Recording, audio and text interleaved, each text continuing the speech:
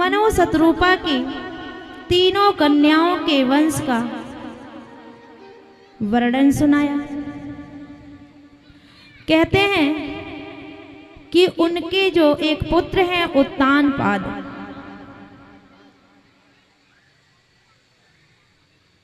उनकी दो रानियां हैं। एक का नाम है सुरुचि और दूसरी रानी का नाम है सुनीति। जो सुनीति है उनकी ज्येष्ठ रानी है और जो सुरुचि है उनकी छोटी रानी है। उत्तानपाद अपनी छोटी रानी सुरुचि से अधिक स्नेह करते हैं। और भगवत प्रेमियों, उत्तानपाद सिर्फ स्वयंभू मनु के पुत्र नहीं हैं और मनु के पुत्र हम सब हैं, इसलिए तो मानव कहलाए। तो हम सब उत्तानपाद हैं। क्यों? माँ के गर्भ में उत्तान अर्थात उल्टे पाद के रूप में हम 9 माह तक रहते हैं, इसलिए हम सब उत्तानपाद हैं। और हमारी भी बुद्धि 2 है। हमारी भी 2 रानियां हैं, एक सुरुचि एक सुनीति। और हम सब भी अपनी दूसरी बुद्धि से अर्थात दूसरी रानी से अधिक प्रेम करते हैं। जो सुनीति है वो सुंदर नीति को कहा गया है कि चाहे जो भी नुकसान हो, जो भी हानि हो, पर सद्मार्ग पे चलेंगे। सुंदर नीति का आप जीवन में अवलोकन करेंगे, उसके अनुसार ही चलेंगे। और दूसरी बुद्धि है सुरुचि, स्वयं की रुचि। जो रुचेगा, उल्टा सीधा, अच्छा बुरा गलत सही, जो रुचेगा वो करेंगे। तो उत्तानपाद जी अपनी छोटी रानी सुरुचि से बहुत प्रेम करते हैं और बड़ी रानी सुनीति को तो कोई सम्मान कोई प्रेम देते ही नहीं। सुनीति जी के पुत्र का नाम है ध्रुव और सुरुचि की पुत्र का नाम है उत्तम। एक दिन महाराज अपने सिंहासन पर विराजमान थे। वही देवी सुरुचि बैठी हुई थी और उनका पुत्र उत्तम अपने पिता की गोदी में चढ़कर खेल रहा था, पिता को आलिंगन कर रहा था कि अचानक वहां पर बड़ी रानी सुनीति का पुत्र ध्रुव आ गए। उन्होंने जब अपने छोटे भाई को पिता के बहुत करीब देखा तो मन में स्नेह जागृत हो गया, क्योंकि स्वाभाविक है पिता का अपने पुत्र के प्रति और पुत्र का अपने पिता के प्रति प्रेम स्वाभाविक है, क्योंकि पुत्र के रूप में पिता का ही अंश है और हर कोई स्वयं से तो प्रेम करता ही है। तो आज ध्रुव जी के मन में आया क्यों ना मैं भी पिताजी की गोदी में चढ़कर उनसे स्नेह करूं, प्रेम करूं और उनका वात्सल्य पाऊं। तो जैसे ही ध्रुव 5 साल के नन्हे से बालक अपने पिता की ओर बढ़े, सिंहासन की ओर चढ़े, कि जो उनकी छोटी माँ सुरुचि है उन्होंने रोक दिया। अरे बालक, कहाँ चल रहा है तू? माना कि ये राजा तुम्हारे पिता हैं, लेकिन इस सिंहासन पर चढ़ने का तू अधिकारी नहीं है, क्योंकि तूने सुरुचि माँ की गर्भ से जन्म नहीं लिया है, इसलिए तू इस राज सिंहासन के योग्य नहीं है। चल नीचे उतर जा। और यदि तुझे इस सिंहासन पर चढ़ने की इतनी ही अभिलाषा है तो जा पहले नारायण की उपासना कर, और जिस दिन नारायण प्रसन्न हो जाए वरदान में मांगना कि प्रभु मुझे मैया सुरुचि के गर्भ से जन्म दो ताकि मैं सिंहासन पर बैठ सकूं।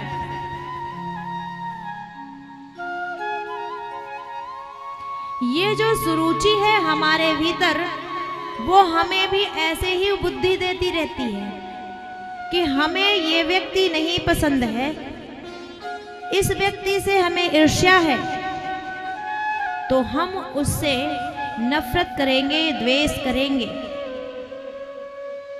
चाहे वो कितना ही विशिष्ट हो, उसकी कीमत हमें समझ नहीं आती। आज जिस प्रकार से देवी सुरुचि को नहीं समझ आ रहा है, क्या कहती हैं कि पहले नारायण की उपासना करो और नारायण प्रसन्न हो जाए तो वरदान में मांगना कि सुरुचि के गर्भ से जन्म दो, और जिसे भगवान नारायण मिल जाएंगे उसका तो किसी गर्भ में आना ही खत्म हो जाता है, वो जन्म मृत्यु के चक्कर से ही मुक्त हो जाता है। फिर आपके गर्भ में क्यों आएगा? और चलो आए भी तो क्या नारायण के वरदान का भी इतना महत्व नहीं है कि वो आपके गर्भ में भेज देगा? भगवान से और भगवान के वरदान से और भगवान के भक्त से सबसे श्रेष्ठ हो गया सुरुचि का गर्भ। बड़ा अपमान महसूस हुआ बालक ध्रुव को। हैं तो नन्हे से 5 साल के, पर रगों में, उनके शरीर में क्षत्रिय का रक्त प्रवाहित हो रहा है। वो अपना अपमान नहीं भूल पाए, सहन नहीं हुआ। वहां से रोते हुए क्रोध और दुख को साथ साथ महसूस करते हुए, आग में जैसे जलता है कोई चेहरा लाल हो जाए, ज्वलन हो, वैसे ही वो अपमान की आग में जलते हुए अपनी माता सुनीति के पास आए और आकर के उन्होंने सारी बात बताई। सुनीति सदैव सुंदर नीति है। कभी कभी आप लोगों ने देखा होगा कि कुछ लोग इतने सज्जन होते हैं कि उनके साथ कोई दुर्व्यवहार करके चला जाए तब भी उनकी सज्जनता खत्म नहीं होती। ठीक उसी प्रकार से जैसे चंदन के वृक्ष में बड़े बड़े विषैले सर्प लिपटे रहते हैं, पर उनके विष का उस चंदन की शीतलता पर किसी प्रकार से प्रभाव नहीं पड़ता। तो आज मैया सुनीति ने देखा कि मेरा पुत्र अपमानित हुआ है, तो उन्होंने अपनी सौतन का, सुरुचि का निंदा नहीं किया, बल्कि उन्होंने अपने पुत्र को समझाया कि पुत्र, तुम्हारी छोटी माँ सत्य ही कहती है, तुम्हें भगवान नारायण की आराधना करनी चाहिए। और ये तो सिंहासन साधारण है, जब तक तुम जीवित हो तब तक ही प्राप्त कर पाओगे, पर यदि वह परमपिता, वह जगत पिता रीझ गया, वो तुम्हें प्राप्त हो गया, तुम्हें अपना लिया, तो वह परम पद और वह सिंहासन प्रदान करेगा जिससे कभी कोई उतार नहीं सकता। भगवत प्रेमियों, हम भी उसी ध्रुव के जैसे हैं। पूरे जीवन यही प्रयत्न करते हैं कि हमारी मान बढ़ाई, प्रतिष्ठा, पद ऊंचा हो जाए, सम्मान मिले, मान मिले, पर मिलता नहीं। मिल भी जाए यदि, तो उसका कब तक अवधि है। हमें भी उस परम पिता परमात्मा की ओर बढ़ना चाहिए। जब माँ ने इस प्रकार से छोटी माँ का अनुमोदन कर दिया और जो लोहे पिघले हों उस पे जिस प्रकार से हथौड़ा चलाया जाता है, वो पिघला हुआ लोहा उसी आकार में आ जाता है। तो आज अपमान से, दुख से, क्रोध से बालक ध्रुव पिघले हुए हैं। माँ सुनीति ने उन पर हथौड़ा चलाया, सुंदर नीति का, सदमार्ग का, भगवान की प्राप्ति का। तो ध्रुव जी ने कहा, माँ ये नारायण भगवान मिलते कहाँ हैं और कैसे मिलते हैं? मैया ने कहा, पुत्र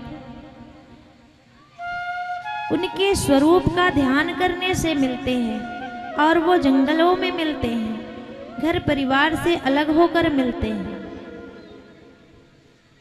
संसार की मोह माया को त्यागने से मिलते हैं। ध्रुव जी बोले मैया मैं भी भगवान को प्राप्त करूंगा। चल दिए, घर से निकले। नारद जी जा रहे थे, उन्होंने देखा कि तमतमाया हुआ उत्तानपाद का पुत्र ध्रुव कहीं जा रहा है। उन्होंने देखा, दिव्य दृष्टि से सारी कहानी पता लग गया। उन्होंने कहा अहो क्षत्रियों का कैसा रक्त है, कैसा तेज है कि छोटा सा अपमान सहन नहीं हुआ और भगवान को प्राप्त करने चल पड़े। उन्होंने देखा कि कितना निष्ठा है, कितना दृढ़ विश्वास है। आकर के ध्रुव से कहते हैं पुत्र कहाँ जा रहे हो? ध्रुव जी ने कहा भगवान को प्राप्त करने। नारद जी ने कहा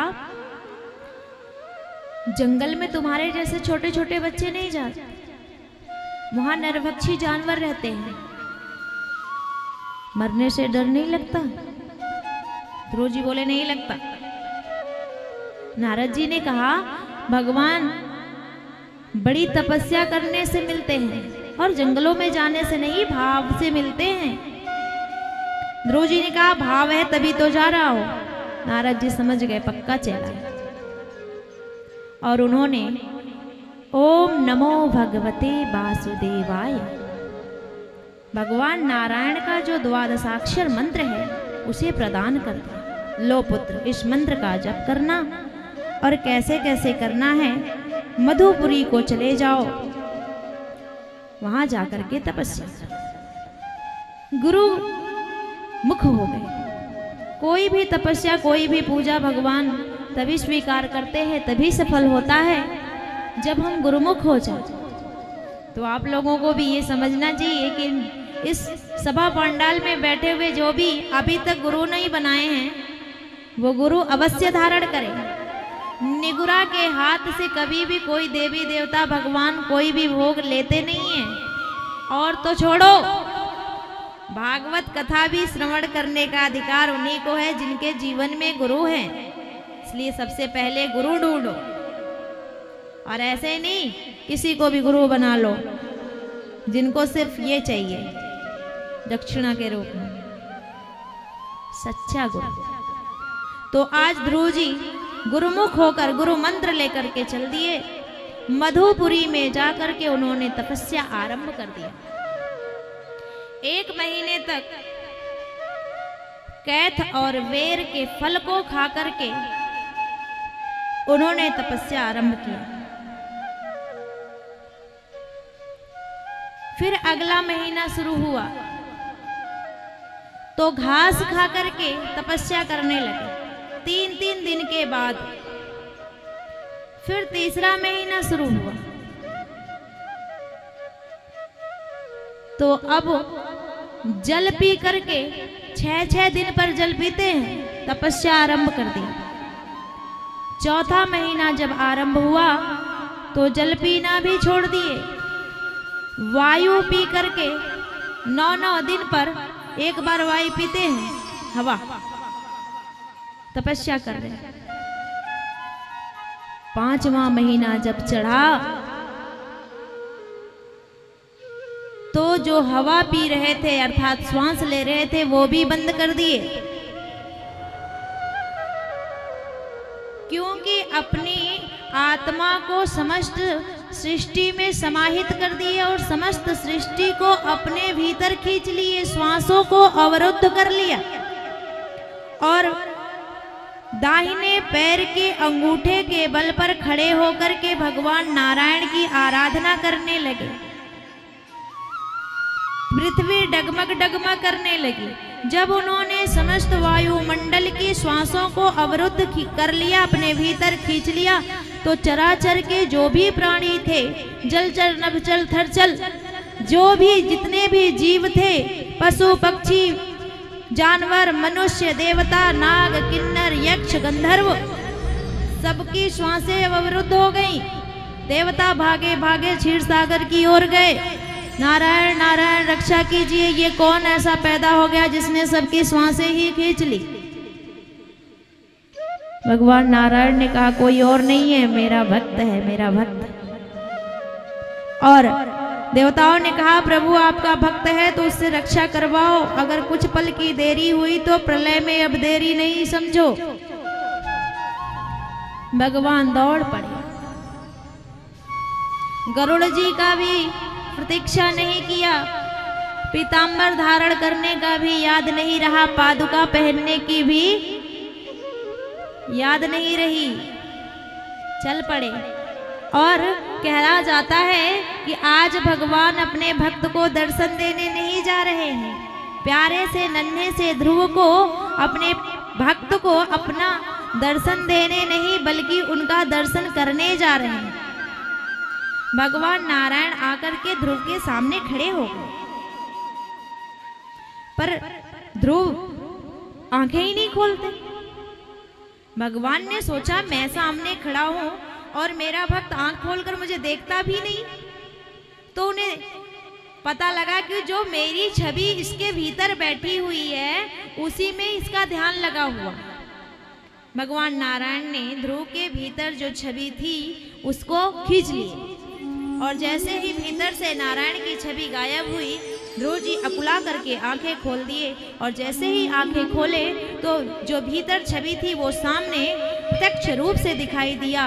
पीतांबर लहरा रहा है, मोर मुकुट धारण किए हुए हैं, कानों में मकराकृत कुंडल जगमगा रहा है, गले में कौस्तुभ मणि चमक रही है, मोटे मोटे नैन कजरारे छलक रहे हैं, और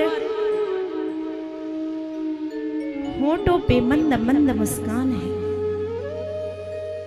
अब जैसे ही भगवान को ध्रुव जी ने देखा तो अब उनकी अकबक भूल गई, उन्हें नहीं समझ आ रहा है कि अब मैं प्रभु की स्तुति किस प्रकार करूं, क्योंकि मैंने माँ से ये तो पूछ लिया कि भगवान कैसे रीझते हैं, गुरु जी से मंत्र भी ले लिया, पर किसी से ये तो पूछना ही भूल गया कि जब भगवान आ जाएंगे तब क्या करूंगा। हम में भी यही बात है कि रोज धूप करते हैं, दीप करते हैं, गुरुओं से दीक्षा ले लेते हैं, माला भी जपना आरंभ कर देते हैं, पर ये तो सोचा ही नहीं कि जब भगवान आ जाएंगे तो क्या करेंगे। एक संत हुए, हास परिहास की बात करते हुए वो कहते हैं कि ध्रुव इतने छोटे सुकुमार और भोले हैं, इतने निर्मल हृदय के हैं कि वो आ आ ई का खा गा से ज्ञा तक सारा स्वर व्यंजन सुना दिए, पूरी वर्णमाला, और कहते हैं प्रभु इसमें से जो आपकी रुचि की स्तुति बनती वो बना लेना, कुछ नहीं आता। तो ये तो हास परिहास की बात है। इस प्रकार से भगवान ने दर्शन दिया, बोले ध्रुव कुछ मांग लो मुझसे। भगवान ने कहा प्रभु मांगने की तो बड़ी इच्छा थी, पर आपके दर्शन के बाद कुछ नहीं चाहिए। भगवान ने कहा नहीं, तुम सिंहासन के लिए आए थे मेरी तपस्या करने, जाओ मैं आशीर्वाद देता हूँ, तुम्हें वरदान देता हूँ कि तुम 36,000 वर्षों तक इस सृष्टि के सम्राट बनो, राज सिंहासन का भोग करो। उसके बाद तुम्हारे लिए एक मैंने ऐसा ध्रुवलोक बनाया है जहां सदैव अनंत कालों तक तुम चमकते रहोगे, जहां से तुम्हें कोई हटा नहीं सकता। भगवान ऐसा कह करके अंतर ध्यान हो गए। ध्रुव जी को लगा कि लुट गया मैं, कहीं बगैर कामना के प्रभु की आराधना किया होता तो शायद प्रभु मुझे अपने पास रख लेते, पर एक कामना लेकर के मैंने उनकी आराधना की। साक्षात भगवान मिले, पर ये तो ऐसी ही बात हुई कि किसी सम्राट के दरबार में चला गया, सम्राट रीझ भी गए, देने को आतुर भी हो गए, और मैंने मांग लिया क्या, एक बोरा भूसा। इसलिए मांगना भी आना चाहिए, पर कोई बात नहीं। ध्रुव जी घर की ओर लौटे।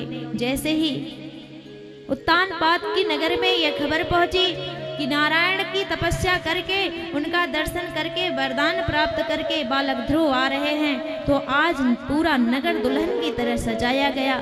सारे नगरवासी उनकी आगवानी में खड़े हैं। कहते हैं ना, जा पर कृपा राम की होई, ता पर कृपा करे सब कोई। तो आइए हम भी अपने जीवन में प्रभु से यही आराधना करें कि प्रभु बस आपकी कृपा चाहिए, बाकियों की कृपा तो अपने आप हो जाती है।